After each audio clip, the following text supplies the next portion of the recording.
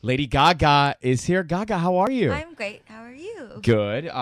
What I really, really love about you and admire about you is that every single show, every single performance, there is 150% commitment from you. I mean, every show is equally as important, isn't it? Yeah, it's all so important to me that every time my fans or any new audience sees me live, that they feel like they're getting the same experience that you get during my live tour. And it's more difficult before the tour starts to kind of put on a really big show every time. But I kind of wanted to do that more than anything, was give the audience what they wanted.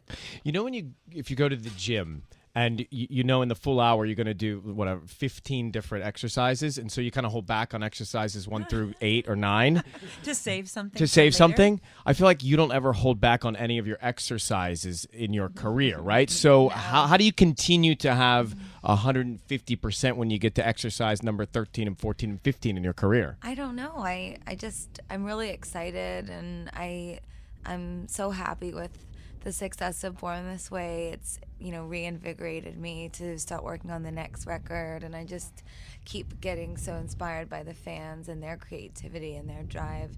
Their ambition keeps me ambitious. When you think about what your fans think of you, what do you want them to think? I don't really know. I guess I want them all to think something completely different, have a different relationship with me, depending on what they need me to be. Yeah. Well, Marry the Night last week came out, and I know there's been a lot of talk about that day in your life that you recreated, that you saw artistically, that you relived in your mind and then in the video. And I also saw that we only got to see part of it, that there's more to you being in that moment that we haven't seen. Yes. Can you tell me about what we didn't get to see? Well, it's at least 30 minutes of more footage. And that's just from that one setup. And it's a really chaotic scene where I just completely got lost in the moment of recreating that evening. And, it's funny because when I speak about how I view things and my perspective, I think sometimes people don't understand that it's sort of just my philosophy and my approach to the work, but the video is autobiographical, so there's nothing in the video that is untrue, if that makes sense. Was the meeting at Interscope at 4 p.m.?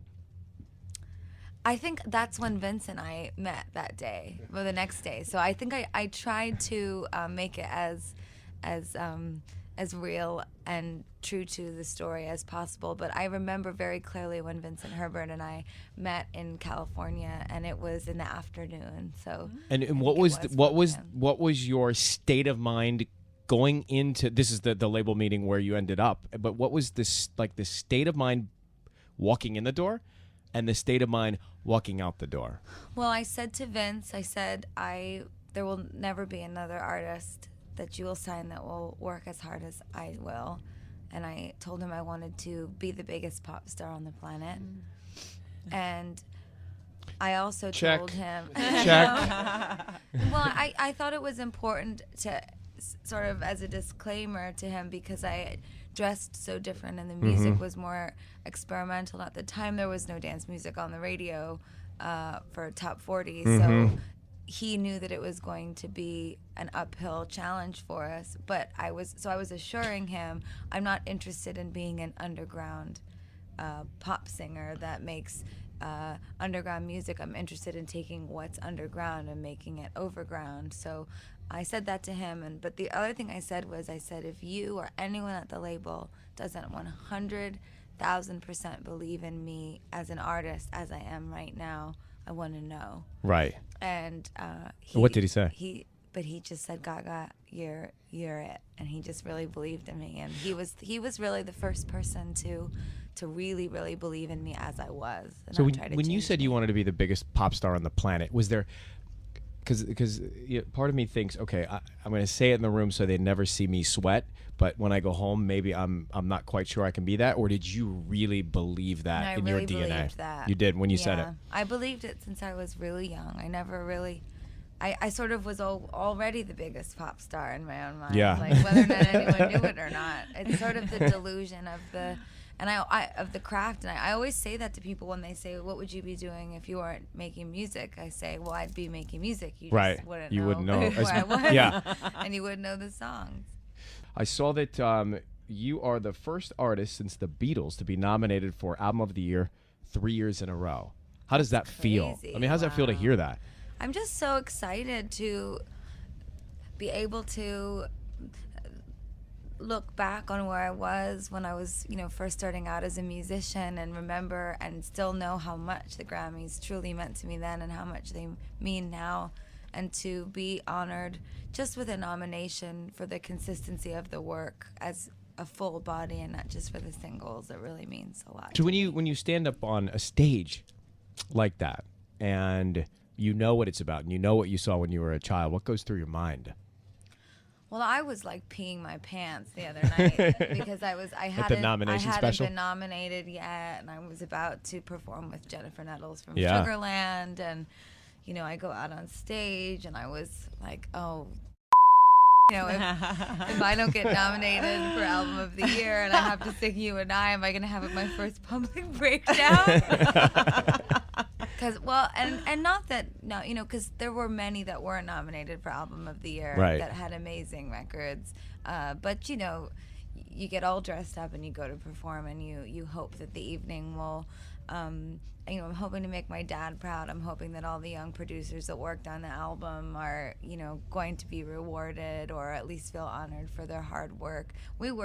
I worked harder on Born This Way than I did on any of my previous work. So just because you were conditioned, or you in your head you said, I'm gonna make this one.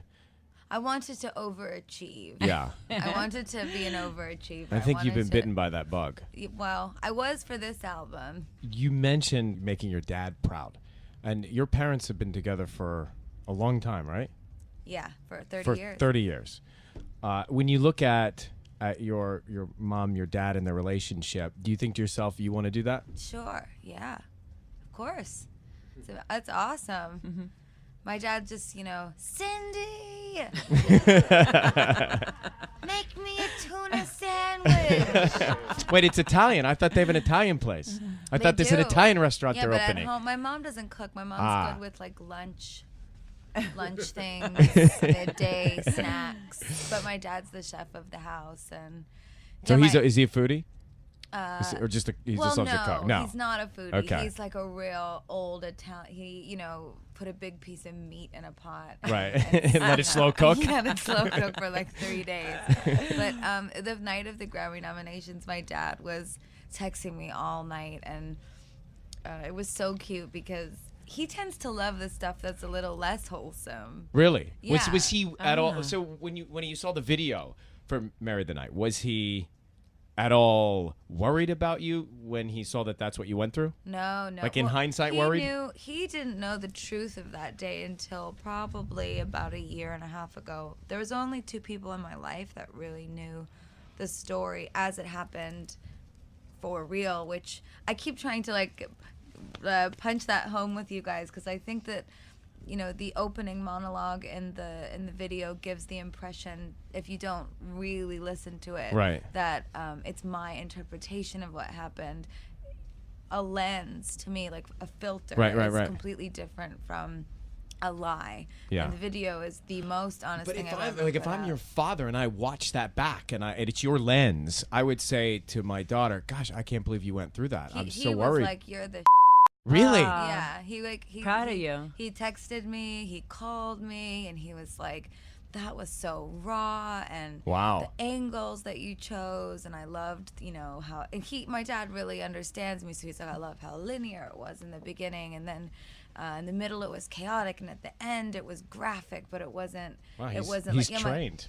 Well, he over the years, my family gets, they get to know sort of my vocabulary. My sister's, a fashion designer too. And so I guess in our household, we're sort of used to talking about art and fashion and music all the time. And the same thing at the Grammy nominations. He's like, that opening was the and he said something like, "Never wear red, white, and blue. Always be the underdog." I was like, "Yeah, okay, Dad." Got it, Dad. Call you later. I'm like, "Have you had a couple drinks?"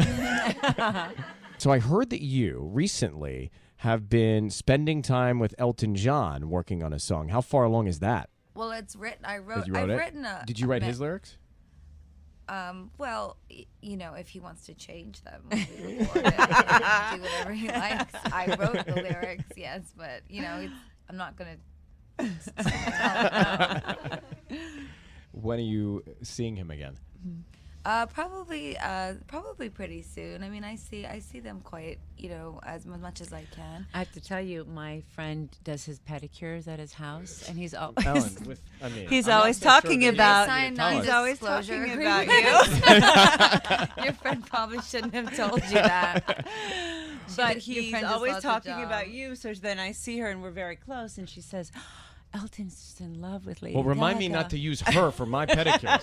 That's so fun. You know, we do. I do stuff like that with my friends that are in music. You do? If What do you someone do? comes over to like do my nails Uh-huh. or, you know, for a massage, and they talk about, they're like, "Oh, I know your friends." I'm like, oh, "Okay." Okay, I'm like, this is the last I'm time. texting them like, "By the way, They say, person's don't telling say me don't say anything, but I just story." massaged Elton.